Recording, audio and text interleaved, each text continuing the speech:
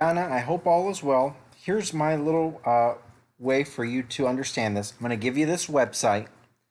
All you have to do is the following. It's very simple. Click on APA.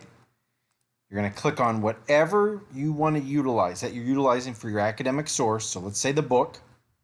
You want to create a citation. So we need a citation and a reference. So here's all I'm going to fill out. So the role is probably the author. I'm going to use a book that I know. I don't know your book as much, all the information. Glenn Hubbard.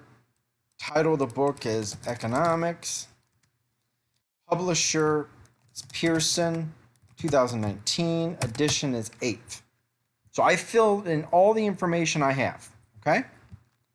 And then what I do here, I press, I think this is it, save. There it is. It's produced the citation for me right there. All I do is I copy it. I put it in my reference page. There you go. Now, I want to create Intext citation. So watch this. See where it says, need help writing a paragraph? Click on that. Page 218.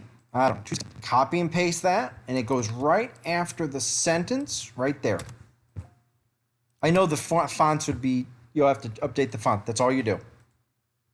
So it creates the in-text citation right here, and it creates the reference perfectly for you. And if you need anything else, let me know, but you should be good to go.